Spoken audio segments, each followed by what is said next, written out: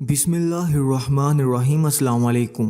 یہ ان دنوں کی بات ہے جب میری عمر 9 برس تھی، جب ایک روز اپنے والد کی انگلی پکڑتی کھیتوں سے گھر کی جانب جا رہی تھی۔ ایک آدمی دوڑتا ہوا آیا اور اس نے کہا، واحد خان، تیری بیوی روٹیاں پکاتے ہوئے آگ میں گر پڑی ہے، جلدی ہسپتال چل۔ وہ سامنے سردار خان کی گاڑی کھڑی ہے اور انہوں نے مجھے تیرے پاس بھیجا ہے۔ ابا کے ساتھ میری نگاہیں بھی سڑک کی طرف اٹھ گئیں جہاں واقعی ایک گاڑی کھڑی تھی، اور جو شخص پیغام لایا تھا اس کی سانس پھولی ہوئی تھی کیونکہ وہ سڑک سے دوڑتا ہوا ہماری طرف آیا تھا۔ والد گھر کی طرف جانے کی بجائے سڑک کی طرف مڑ گئے اور میں بھی ان کے ہمراہ چل دی، اور میں بہت پریشان تھی کیونکہ میری ماں جل گئی تھی اور اس کو ہسپتال لے گئے تھے، اور جب کہ ابا اس آدمی سے پوچھ رہے تھے کہ یہ کیسے چولہے پر گر گئی، کبھی اس نے کہا کہ مجھے پتا نہیں۔ ایک ملازمہ کہہ رہی تھی کہ وہ مرگی کی مریض تھی، روٹیاں پکاتے ہوئے مرگی کا دورہ پڑ گیا۔ وہ مرگی کی مریض نہیں تھی، اس کو پہلے کبھی دورہ نہیں پڑا تھا۔ ابا آہستہ آواز میں بڑبڑا رہے تھے جیسے کہ غم سے دل پھٹ رہا ہو۔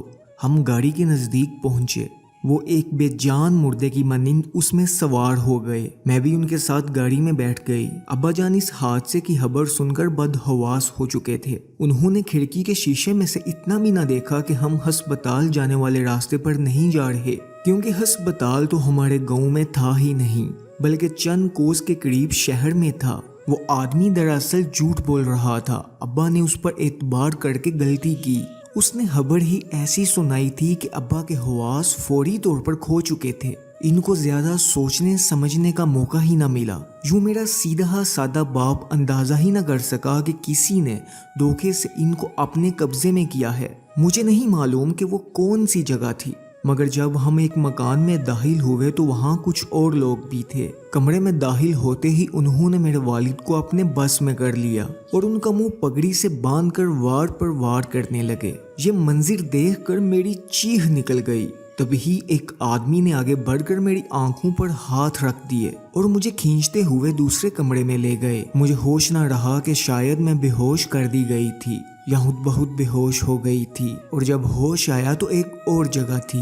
وہ ایک عالی شان مکان تھا۔ میں ڈری ہوئی تھی، رو کر ابا کا پوچھتی تھی۔ تب وہاں پر موجود عورتوں نے سمجھایا کہ اگر تم نے شور کیا یا کوئی سوال پوچھا اپنے باپ کے بارے میں تو یہ لوگ تمہیں جان سے مار دیں گے۔ میں کمسن بچی تھی، میں خوف زدہ ہو گئی۔ ایسی زبان بند ہوئی کہ سوال کرنا تو دور کی بات، رونا بھی بھول گئی۔ پتا چلا کہ اب مجھ کو یہیں رہنا ہے۔ یہاں رہنے میں مجھے کوئی تکلیف نہ تھی، ہر طرح کی آسائش موجود تھی، اچھا کھانا پینا، اور میری دیکھ بھال پر 2 عورتیں مقرر تھیں، مگر میں اس مکان کی 4 دیواری سے باہر نہیں جا سکتی تھی اور نہ کسی سے مل سکتی تھی اور نہ کوئی مجھ سے ملنے آتا تھا۔ 4 برس اس مکان میں گزر گئے۔ میں دن اور رات ماں باپ کو یاد کرتی تھی۔ اب میں نے حالات کو خدا کی مرضی سمجھ کر قبول کر لیا۔ نہیں معلوم کہ ماں کا کیا حشر ہوا اور باپ کو تو انہوں نے ٹھکانے لگا دیا تھا۔ مجھے اندازہ ہو چکا تھا کہ میں سردار صاحب کے مکان میں ہوں، یہ سب اسی کے ماتحت ہے اور وہی میری پرورش اور دیکھ بھال کر رہا ہے۔ تبھی ذہن میں خیال آتا تھا کہ میرے والد کو دھوکے سے بلوانے اور ان پہ حملہ کرنے والا یہی شخص ہے۔ جب میں اپنی نگراں عورتوں سے اس بارے میں سوال کرتی تو وہ جواب میں کہتی تھیں کہ تمہارے والدین کو ختم کرنے والے سردار صاحب نہیں ہیں، ان کا دشمن کوئی اور ہے، تم ان کو مجرم نہ سمجھو۔ مگر میں کیسے نہ سمجھتی، اس کے آدمی تو بابا کو دھوکے سے گاڑی میں بٹھا کر لے کر آئے تھے۔ میں نے سردار کو کبھی نہ دیکھا تھا، وہ گھر کے اندر نہیں آتا تھا، مگر ملازماؤں سے اکثر ذکر سنتی رہتی تھی اور دل ہی دل میں اس سے نفرت کرنے لگی تھی۔ ایک دن ہلچل سی مچ گئی اور گھر کی صفائی ستھرائی ہونے لگی۔ میری نگراں عورتوں نے صاف ستھرا لباس پہن لیا اور مجھے بھی نہلا دھلا کر صاف ستھرے کپڑے پہنائے گئے۔ دونوں نگراں عورتیں، جنہیں میں اماں کہتی تھی، سمجھانے لگیں کہ تم سردار صاحب کو ادب سے سلام کرنا اور اچھی طرح بات کرنا، وہ بہت نیک انسان ہیں، ہمارے سردار ہیں، ان کا ادب و احترام ہم پر فرض ہے۔ ان عورتوں نے مجھے بہت پیار دیا تھا، میں ان سے منوس تھی، ان کی ہر بات مانتی تھی، مگر آج بات ماننے کو جی نہیں چاہتا تھا کیونکہ مجھے شک تھا سردار ہی نے میرے والدین کو گم کیا ہے اور مجھے یہاں اپنی قید میں رکھا ہوا ہے۔ میں سوچوں میں ڈوبی ہوئی تھی کہ آواز سنی کہ سردار صاحب آ گئے ہیں۔ میں 14 برس کی لڑکی تھی اور نہ سمجھ تھی، جبکہ سردار 50 برس کا شخص تھا۔ اور خوب جانتا تھا کہ مجھ نادان کے ساتھ کس طرح بات کرنی چاہیے۔ اس نے مسکرا کر میری خیریت پوچھی۔ میں نے کوئی جواب نہ دیا تو چلا گیا۔ اس واقعے کے 6 ماہ بعد اس نگران اماں نے مجھے بتایا کہ تیری شادی ہونے والی ہے۔ میں حیران ہو گئی کہ کیوں ہو رہی ہے میری شادی اور کس سے ہو رہی ہے۔ 2 ماہ بھی نہ گزرے تھے کہ ایک روز شام کو ملازمہ بھی مجھے تیار کرنے لگی اور نکاح کے وقت تک مجھے پتہ نہ چلا کہ میری شادی کس سے ہو رہی ہے۔ لیکن مولوی صاحب نے جب میرے نام کے ساتھ سردار کا نام لیا تو مجھے پتا چلا کہ سردار مجھے اپنے نکاح میں لا رہا ہے۔ نکاح ہو گیا، یوں کہنا چاہیے کہ بس ایک رسم پوری ہو گئی، کیونکہ میری ہاں یا نہ کہنے سے کسی کو کوئی فرق نہیں پڑتا تھا اور نہ ہی کسی کو اس کی پرواہ تھی۔ دلہن بنا کر سردار کی گاڑی میں بٹھا دیا گیا۔ وہ مجھے اپنے اصل گھر لے آئے جہاں پہ وہ رہتا تھا۔ میں دلہن کے روم میں چند عورتوں کے درمیان بیٹھی ہوئی تھی۔ جی گھبرا رہا تھا، میں رو بھی نہیں سکتی تھی، دل پر سردار کا خوف طاری تھا۔ میں بے بس تھی۔ جس شخص پر گمان تھا کہ میرے والدین کو مجھ سے جدا کرنے والا یہی ہے، اس سے شادی ہو گئی تھی۔ دل میں نفرت کے جذبات دبائے مجبور تھی کہ کہیں با کر بھی نہیں جا سکتی اور نہ کچھ اور کسی سے فریاد کر سکتی تھی۔ یہاں تو سبھی اجنبی تھے، یہاں اپنا تھا کون؟ کافی دیر مجھے عورتوں نے گھیرے رکھا، جی گھبرا رہا تھا اور جوں جوں وقت گزرتا جا رہا تھا مجھ پر بے ہوشی سی طاری ہو رہی تھی۔ گرمی لگ رہی تھی اور وہ عورتیں بار بار شربت پلا رہی تھیں، یہاں تک کہ رات ہو گئی اور سردار صاحب کمرے میں آ گئے اور عورتیں وہاں سے چلی گئیں۔ سردار نے میرا گھونگھٹ اٹھایا تو میں رونے لگی۔ انہوں نے سوال کیا کہ تم روتی کیوں ہو؟ میں نے بے ساختہ کہہ دیا کہ آپ نے میرے والدین کو غائب کیا ہے، میرے والد کے قاتل ہیں آپ سے شادی نہیں کروں گی۔ وہ سمجھدار آدمی تھا، بولا شادی تو ہو چکی ہے، نکاح ہوا ہے۔ یہ تو غلط بات ہے، تمہیں مولوی صاحب سے اس وقت کہنا چاہیے تھا جب نکاح ہو رہا تھا۔ میں نے کہا مجھے عورتوں نے بہت ڈرایا ہوا تھا، انہوں نے کہا تھا کہ اگر انکار کیا تو تم کو ایسے ہی قتل کر دیں گے جیسے تمہارے باپ کو کیا تھا۔ وہ منظر مجھے بھولتا نہیں ہے، اتنا خوفناک منظر کوئی کیسے بھول سکتا ہے؟ سردار نے تحمل سے میری بات کو سنا اور بولے تمہارا خیال صحیح نہیں ہے۔ میں قسم کھا کر کہتا ہوں کہ میں نے ہرگز تمہارے والد کو نہیں مارا، میری اس کے ساتھ کوئی دشمنی نہیں تھی۔ اے معصوم لڑکی، جب مجھے کسی نے خبر دی کہ وہ لوگ تمہارے والد کو مارنے والے ہیں تو میں فوراً تمہاری جان بچانے کے لیے بندوبست کرنے لگا۔ میں نے ہی تم کو ان لوگوں سے بچایا اور اتنے عرصے تک تم کو ان لوگوں سے بچا کے رکھا تاکہ وہ تم کو بھی نہ مار دیں۔ اگر میں تمہارے ساتھ نکاح نہیں کرتا تو وہ لوگ ابھی تک تمہارے حصول کے در پہ ہیں، نہ جانے تمہارا کیا حشر کریں گے۔ لیکن ہاں، میرے ساتھ نکاح میں آنے کے بعد تم بالکل محفوظ ہو گئی ہو۔ اب ان کی جرات نہیں ہے کہ میری منقوحہ کو کوئی نقصان پہنچائے۔ میں نے تم سے شادی اپنی خاطر نہیں بلکہ تمہاری زندگی کے تحفظ کے لیے کی ہے، تم میری اس بات پہ یقین کر لو۔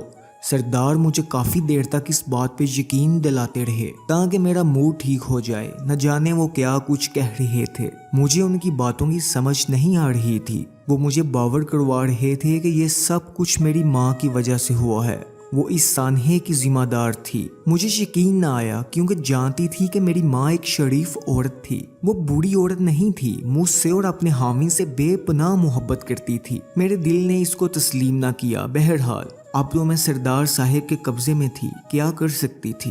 ایک 14-15 سال کی لڑکی کہاں بھاگ کر جاتی، جبکہ سارے علاقے پر سردار صاحب کی حکومت تھی یا پھر ان کے بایوں کی۔ شروع میں ان کو دل نے قبول نہ کیا، مگر رفتہ رفتہ ان کے حسن سلوک اور سمجھداری اور پیار بڑے سلوک نے میرا دل نرم کرنا شروع کر دیا اور میں ان سے مانوس ہوتی چلی گئی۔ کئی خادمائیں مقرر تھیں جو مجھ کو راحت اور آرام پہنچانے کے لیے تیار رہتی تھیں۔ وقت اب پہلے سے بہتر گزر رہا تھا کیونکہ میری حیثیت ایک مالکہ جیسی ہو گئی تھی۔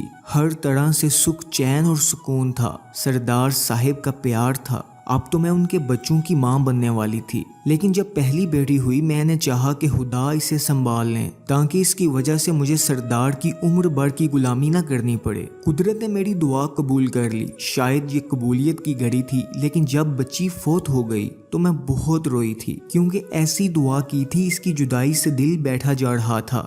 بے شک اب سردار صاحب مجھے بوڑھے نہیں لگتے تھے، عمر سیدھا ہو کر بھی ان کے حسن سلوک نے میرے دل کو جیت لیا تھا، لیکن ذہن اس امر کو کبھی نہ بھولا تھا کہ وہ میرے والدین کے قاتل ہیں اور اس وجہ سے ان کے ساتھ بندھن کو غلط سمجھتی تھی اور جی سے نفرت کے جذبات کو ہضم نہیں کر سکتی تھی۔ ان کا میرا ساتھ مختصر تھا۔ 6 سال میں خدا نے مجھے 2 بیٹے بھی عطا کیے اور ان بچوں کی خاطر سردار صاحب کے ساتھ نباہ کرتی چلی گئی۔ پھر ایک دن اچانک ان کے بھائی سردار صاحب کا مردہ جسم لے کر میرے سامنے آ گئے۔ بتایا کہ وہ جنگل میں شکار کھیل رہے تھے، وہاں اتفاق سے گولی لگ گئی اور وہ وفات پا گئے۔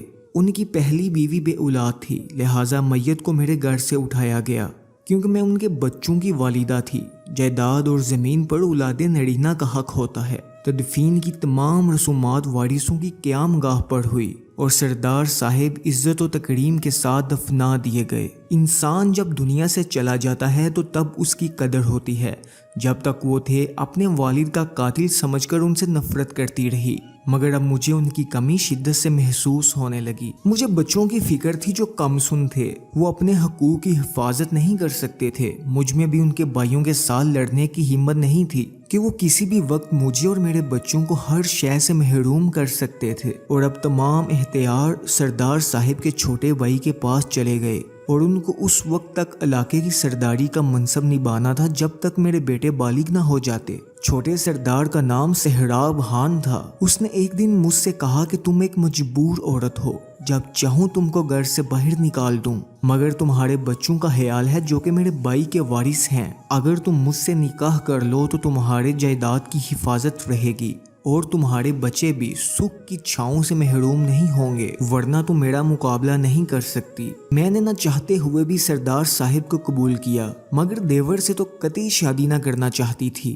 صاف انکار کر دیتی تو وہ اپنی توہین خیال کرتا، پھر جو چاہے سلوک کرتا، کیونکہ میرے ماں باپ تو ان لوگوں کی رعایا کہلاتے تھے اور یہ ہمارے مالک تھے۔ بہت سوچ کر میں نے کہا، چھوٹے سردار صاحب میں آپ کی بات نہیں ٹال سکتی، مگر ایک خلش میرے دل میں ہے، اس خلش کو میرے دل سے مٹا دو تو میں آپ کی ہر بات خوشی سے مان لوں گی۔ مجھے صرف اتنا بتا دو کہ میرے والد کو کیوں اور کس نے مارا اور ماں کہاں ہے۔ وہ سوچ میں ڈوب گیا۔ اس نے جواب دیا کہ اگر مجھ سے نکاح کرو تو سب کچھ سچ بتا دوں گا۔ شادی تو اس نے مجھ سے کرنی تھی، اس لیے کوئی اور راہ نہ تھی۔ نکاح کے بعد سہراب خان نے بتایا کہ اگر سچ سننا چاہتی ہو تو سنو، تمہارے والد کو بڑے بھائی سردار نے نہیں بلکہ میں نے قتل کرایا تھا، کیونکہ اس نے ایک اور قتل کے کیس میں میرے خلاف مخبری کی تھی۔ اس نے پولیس کو سچ بتا دیا تھا کہ اس قتل میں میرا دخل ہے۔ اپنے خیال میں اس نے مظلوموں کی داد رسی خفیہ طور پہ کی، مگر پولیس نے مجھے اس کے بیان سے آگاہ کر دیا۔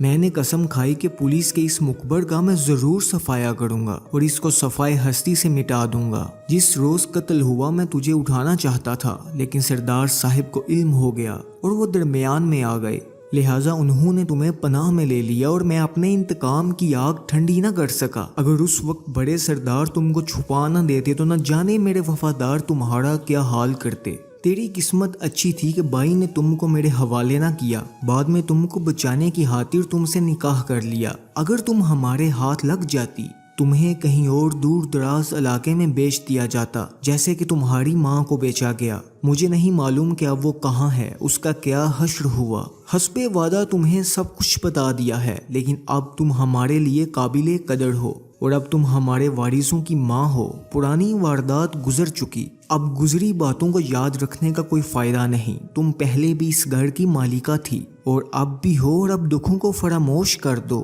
یہ سب قسمت کا لکھا ہے۔ اپنے بچوں کی تربیت کرو، ان کی وراثت کا فی الحال میں مالک مختار ہوں۔ کاش سہراب خان یہ حقیقت مجھے کبھی نہ بتاتا۔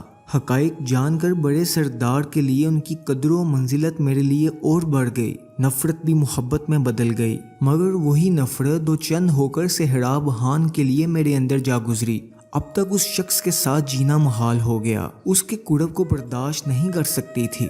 بچے چھوٹے تھے، گھر چھوڑ کر نہیں جا سکتی تھی، ورنہ وہ ان کے حقوق غصب کرنے میں دیر نہ لگاتا۔ میرا ان کے ہمراہ رہنا لازم تھا۔ سہراب خان کی پہلی بیوی ان کی رشتہ دار تھی۔ اس کے والدین کے بھائی مجھ سے شادی سے خفا تھے۔ ایک دن اس کی پہلی بیوی کا بھائی آیا اور اتفاق سے سہراب گھر پہ نہ تھا۔ مجھے اس سے بات کرنے کا موقع ملا تو میں نے اس سے کہا کہ خان صاحب میں اس سے شادی نہیں کرنا چاہتی تھی۔ اس نے زبردستی مجھے مجبور کیا۔ میں ایک کمزور عورت ہوں، اس کے چنگل سے نہیں نکل سکتی۔ میں اسے نجات لازمی چاہتی ہوں، اگر تمہاری بہن مجھے قصوروار نہ سمجھے۔ سہراب خان نے اس سے بے وفائی کی ہے، اس کا دل دکھایا ہے اور زبردستی مجھے اس بندھن میں باندھ کر رکھا ہے۔ میں چاہتی ہوں کہ رہائی میں وہی میری مددگار ہو۔ اگر آپ لوگ میری مدد کریں گے تو اپنے بچوں کی جائیداد میں سے آدھا میں آپ کی بہن کے بچوں کو دینے کے لیے تیار ہوں۔ وہ شخص میری بات سمجھ گیا، جان گیا کہ میں اپنے باپ کے قاتل کو معاف نہیں کر سکتی۔ اس نے کہا فکر نہ کرو، ہم تمہاری مدد بھی کریں گے اور تم کو تحفظ بھی دیں گے۔ اس بات کو سال ہی گزرا تھا کہ ایک دن شکار کھیلتے ہوئے جنگل میں سہراب خان کو اپنے ساتھی کے ہاتھوں گولی لگ گئی۔ یوں اس کی لاش بھی اسی طرح گڑ لی گئی جیسے کہ بڑے سردار صاحب کے مردہ جسم کو گڑھ میں لایا گیا تھا۔ خدا جانتا ہے کہ یہ واقعہ کیوں کر ہوا، لیکن اس کے بعد میری سوتن کے بھائیوں نے کہا کہ زرگون خانم ہم نے اپنا وعدہ پورا کر دیا ہے تو تم اپنا وعدہ پورا کرو۔ ہمارا وعدہ ہے کہ اس کے بعد تم یہاں اپنے گھر میں سکھ سکون اور چین سے رہو گی، اور جب تک تمہارے بچے بالغ نہیں ہو جاتے ہم ان کی حفاظت کریں گے۔ مجھے اپنا وعدہ پورا کرنا پڑا۔ اس بار میں نے آدھی جائیداد کا مختار نامہ اپنے تیسرے ہونے والے بچے کے ستیلے ماموں کو بنایا اور آدھی دولت قبضے میں کر لی۔ یہ سچ ہے کہ آزادی حاصل کرنے کے لیے قیمت چکانی پڑتی ہے۔ ناظرین گرامی، آج کی اس ویڈیو کے بارے میں اپنی رائے کا اظہار ضرور کر دیجیے گا اور ہمارے چینل کو لازمی سبسکرائب کیجیے۔ اللہ حافظ۔